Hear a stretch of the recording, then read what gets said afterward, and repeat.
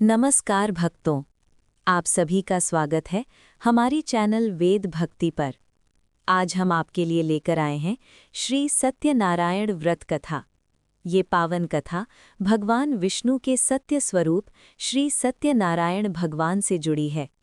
कहा जाता है कि जो भक्त श्रद्धा और विश्वास के साथ इस कथा को सुनता या सुनाता है, उसके जीवन में सुख, समृद्धि और शांति का वास होता है। जिस घर में सत्यनारायण व्रत कथा होती है, वहाँ कभी सुख की कमी नहीं रहती। तो आइए शांत मन और सच्चे भाव के साथ इस दिव्य कथा का श्रवण करें। सत्यनारायण व्रत कथा का पहला अध्याय। बोलिए श्री सत्यनारायण भगवान की जय।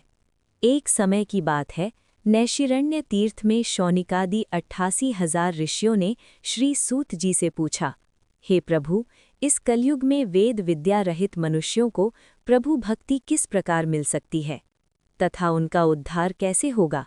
हे मुनिश्रेष्ठ, कोई ऐसा तप बताइए जिससे थोड़े समय में ही पुण्य मिले और मनोवांछित फल भी मिल जाए। इस प्रकार की कथा सुनने की हम इच्छा रखते हैं।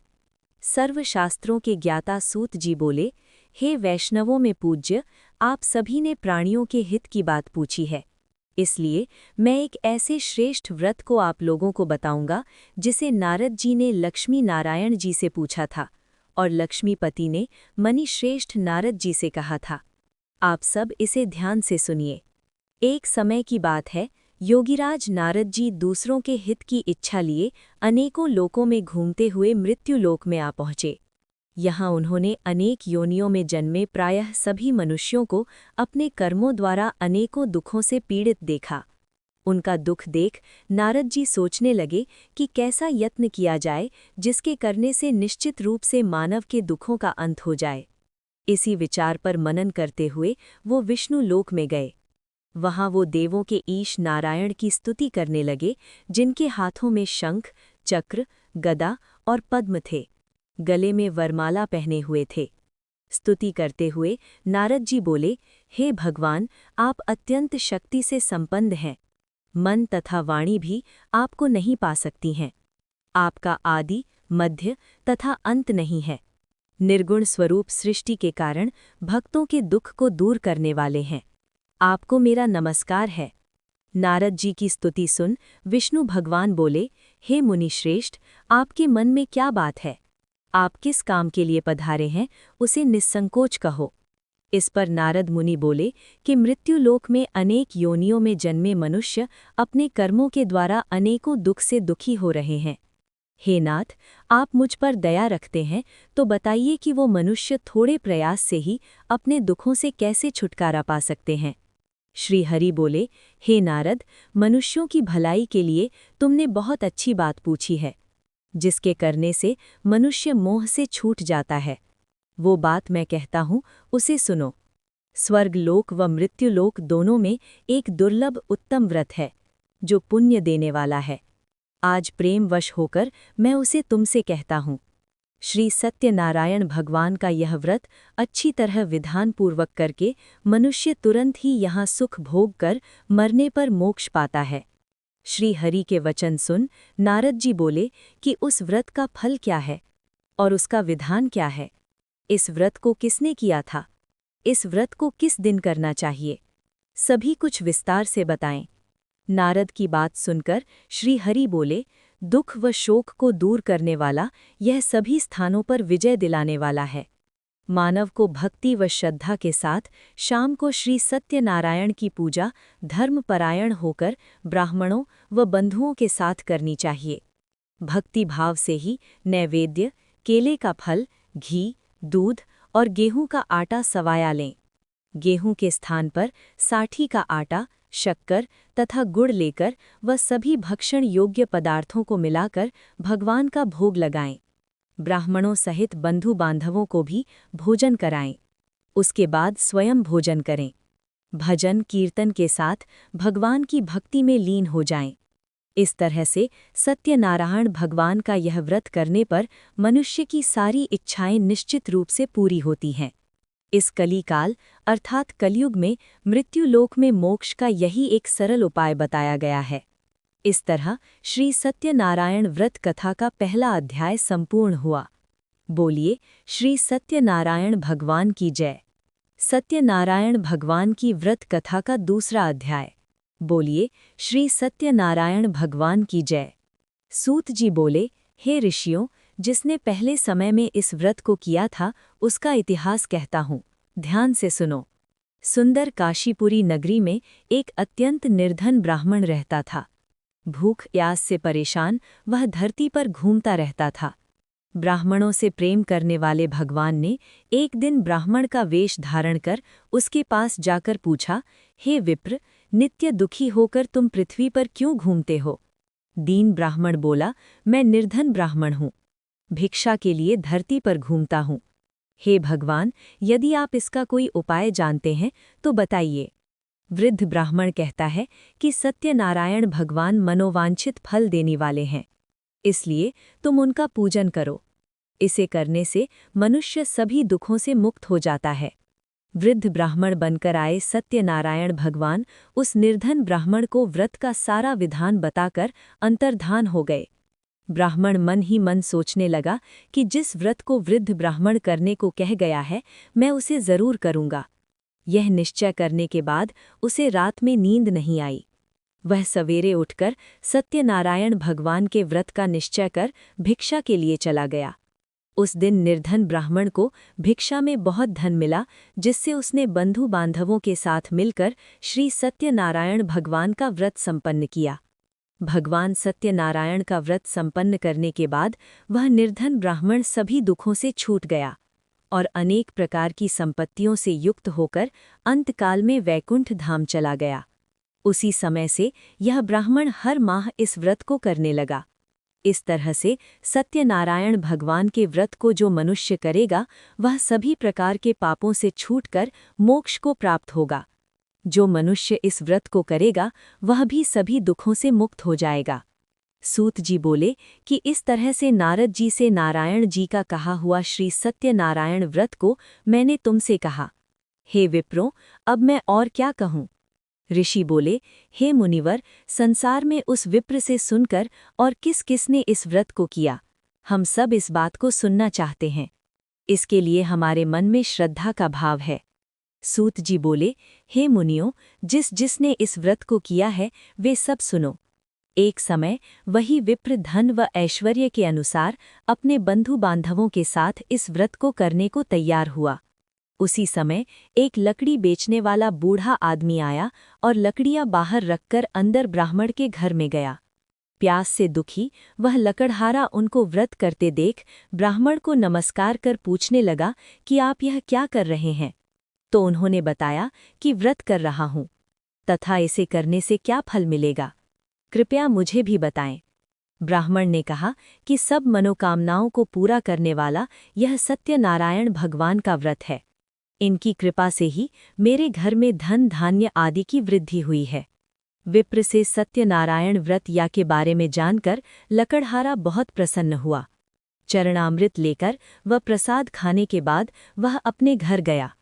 लकड़हारे ने अपने मन में संकल्प किया कि आज लकड़ी बेचने से जो धन मिलेगा उसी से श्री सत्यनारायण भगवान का उत्तम व्रत करूंगा। मन में इस विचार को ले बूढ़ा आदमी सिर पर लकड़ियां रखकर उस नगर में बेचने गया जहां धनी लोग ज्यादा रहते हैं। उस नगर में उसे अपनी लकड़ियों का दाम पहले से 4 गुना अधिक मिलता है। बूढ़ा प्रसन्नता के साथ दाम लेकर केले, शक्कर, घी, दूध, दही और गेहूं का आटा ले वह सभी सामग्रियां लेकर अपने घर गया। वहां उसने अपने बंधु बांधवों को बुलाकर विधि विधान से श्री सत्यनारायण भगवान का पूजन और व्रत किया। इस व्रत के प्रभाव से वह बूढ़ा लकड़हारा धन पुत्र आदि से युक्त होकर संसार के समस्त सुख भोग अंतकाल में वैकुंठ धाम चला गया। इस तरह श्री सत्यनारायण व्रत कथा का दूसरा अध्याय संपूर्ण हुआ। बोलिए श्री सत्यनारायण भगवान की जय। सत्यनारायण भगवान की व्रत कथा का तीसरा अध्याय। बोलिए श्री सत्यनारायण भगवान की जय। सूत जी बोले, हे श्रेष्ठ मुनियों, अब आगे की कथा कहता हूँ। पहले समय में उल्कामुख नाम का एक बुद्धिमान राजा था। वह सत्यवक्ता और जितेंद्रिय था। प्रतिदिन देवस्थानों पर जाता और निर्धनों को धन देकर उनके कष्ट दूर करता था। उसकी पत्नी कमल के समान मुख वाली तथा सती साध्वी थी। भद्रशिला नदी के तट पर उन दोनों ने श्री सत्यनारायण भगवान का व्रत किया। उसी समय साधु नाम का एक वैश्य आया। उसके पास व्यापार करने के लिए बहुत सा धन था। राजा को व्रत करते देखकर वह विनय के साथ पूछने लगा, हे राजन, भक्ति भाव से पूर्ण होकर आप यह क्या कर रहे हैं? मैं सुनने की इच्छा रखता हूँ, तो आप मुझे बताएं। राजा बोला, हे साधु, अपने बंधु बांधवों के साथ पुत्रादि की प्राप्ति के लिए एक महाशक्तिमान श्री सत्यनारायण भगवान का व्रत व पूजन कर रहा हूँ। राजा के वचन सुन साधु आदर से बोला, हे राजन, मुझे इस व्रत का सारा विधान कहिए। आपके कथनानुसार मैं भी इस व्रत को करूंगा। मेरी भी संतान नहीं है और इस व्रत को करने से निश्चित रूप से मुझे संतान की प्राप्ति होगी। राजा से व्रत का सारा विधान सुन व्यापार से निवृत्त हो वो अपने घर गया। साधु वैश्य ने अपनी पत्नी को संतान देने वाले इस व्रत का वर्णन कह सुनाया और कहा कि जब मेरी संतान होगी तब मैं इस व्रत को करूंगा। साधु ने इस तरह के वचन अपनी पत्नी लीलावती से कहे। एक दिन लीलावती पति के साथ आनंदित हो सांसारिक धर्म में प्रवृत्त होकर सत्यनारायण भगवान की कृपा से गर्भवती हो गई। 10वें महीने में उसके गर्भ से एक सुंदर कन्या ने जन्म लिया। दिनों दिन वो ऐसे बढ़ने लगी जैसे कि शुक्ल पक्ष का चंद्रमा बढ़ता है। माता पिता ने अपनी कन्या का नाम कलावती रखा। एक दिन लीलावती ने मीठे शब्दों में अपने पति को याद दिलाया कि आपने सत्यनारायण भगवान के जिस व्रत को करने का संकल्प किया था उसे करने का समय आ गया है। आप इस व्रत को करिए। साधु बोला कि हे प्रिय, इस व्रत को मैं उसके विवाह पर करूंगा। इस प्रकार अपनी पत्नी को आश्वासन देकर वो नगर को चला गया। कलावती पिता के घर में रह वृद्धि को प्राप्त हो गई। साधु ने एक बार नगर में अपनी कन्या को सखियों के साथ देखा तो तुरंत ही दूत को बुलाया और कहा कि मेरी कन्या के योग्य वर देख कर आओ। साधु की बात सुनकर दूत कंचन नगर में पहुंचा और वहां देखभाल कर लड़की के सुयोग्य वाणिक पुत्र को ले आया। सुयोग्य लड़के को देख साधु ने बंधु बांधवों को बुलाकर अपनी पुत्री का विवाह कर दिया। लेकिन दुर्भाग्य की बात ये कि साधु ने अभी भी श्री सत्यनारायण भगवान का व्रत नहीं किया। इस पर श्री भगवान क्रोधित हो गए और श्राप दिया कि साधु को अत्यधिक दुख मिले। अपने कार्य में कुशल साधु बनिया जमाई को लेकर समुद्र के पास स्थित होकर रत्नासारपुर नगर में गया। वहां जाकर दामाद ससुर दोनों मिलकर चंद्रकेतु राजा के नगर में व्यापार करने लगे। एक दिन भगवान सत्यनारायण की माया से एक चोर राजा का धन चुराकर भाग रहा था। उसने राजा के सिपाहियों को अपना पीछा करते देख चुराया हुआ धन वहां रख दिया जहां साधु अपने जमाई के साथ ठहरा हुआ था। राजा के सिपाहियों ने साधु वैश्य के पास राजा का धन पड़ा देखा तो वो ससुर जमाई दोनों को बांधकर प्रसन्नता से राजा के पास ले गए और कहा कि उन दोनों चोरों हम पकड़ लाए हैं, आप आगे की कार्यवाही की आज्ञा दें। राजा की आज्ञा से उन दोनों को कठिन कारावास में डाल दिया गया और उनका सारा धन भी उनसे छीन लिया गया। श्री सत्यनारायण भगवान से श्राप से साधु की पत्नी भी बहुत दुखी हुई। घर में जो धन रखा था उसे चोर चुरा ले गए। शारीरिक तथा मानसिक पीड़ा व भूख प्यास से अति दुखी हो अन्न की चिंता में कलावती के ब्राह्मण के घर गई। वहां उसने श्री सत्यनारायण भगवान का व्रत होते देखा, फिर कथा भी सुनी व प्रसाद ग्रहण कर वो रात को घर वापस आई। माता के कलावती से पूछा कि हे पुत्री, अब तक तुम कहाँ थी, तेरे मन में क्या है? कलावती ने अपनी माता से कहा, हे माता, मैंने एक ब्राह्मण के घर में श्री सत्यनारायण भगवान का व्रत देखा है। कन्या के वचन सुन लीलावती भगवान के पूजन की तैयारी करने लगी। लीलावती ने परिवार व बंधुओं सहित सत्यनारायण भगवान का पूजन किया और उनसे वर मांगा कि मेरे पति तथा जमाई शीघ्र घर आ जाएं। साथ ही ये भी प्रार्थना की कि हम सबका अपराध क्षमा करें। श्री सत्यनारायण भगवान इस व्रत से संतुष्ट हो गए और राजा चंद्रकेतु को सपने में दर्शन दे कहा कि हे राजन, तुम उन दोनों वैश्यों को छोड़ दो और तुमने उनका जो धन लिया है उसे वापस कर दो। अगर ऐसा नहीं किया तो मैं तुम्हारा धन, राज्य व संतान सभी को नष्ट कर दूंगा। राजा को ये सब कहकर वो अंतर्धान हो गए। प्रातःकाल सभा में राजा ने अपना सपना सुनाया, फिर बोले कि बणिक पुत्रों को कैद से मुक्त कर सभा में लाओ। दोनों ने आते ही राजा को प्रणाम किया। राजा मीठी वाणी में बोला, हे महानुभावों, भाग्यवश ऐसा कठिन दुख तुम्हें प्राप्त हुआ है, लेकिन अब तुम्हें कोई भय नहीं है। ऐसा कह राजा ने उन दोनों को नए वस्त्राभूषण भी पहनाए और जितना धन उनका लिया था उससे दुगुना धन वापस कर दिया। दोनों वैश्य अपने घर को चल दिए। श्री सत्यनारायण व्रत कथा का 3रा अध्याय संपूर्ण हुआ। बोलिए श्री सत्यनारायण भगवान की जय। श्री सत्यनारायण भगवान की व्रत कथा का 4था अध्याय। बोलिए श्री सत्यनारायण भगवान की जय। सूत जी बोले, वैश्य ने मंगलाचार कर अपनी यात्रा आरंभ की और अपने नगर की ओर चल दिए। उनके थोड़ी दूर जाने पर एक दंडी वेशधारी श्री सत्यनारायण ने उनसे पूछा कि हे साधु, तेरी नाव में क्या है? अभिमानी वणिक हंसता हुआ बोला कि हे दंडी, आप क्यों पूछते हो? क्या धन लेने की इच्छा है?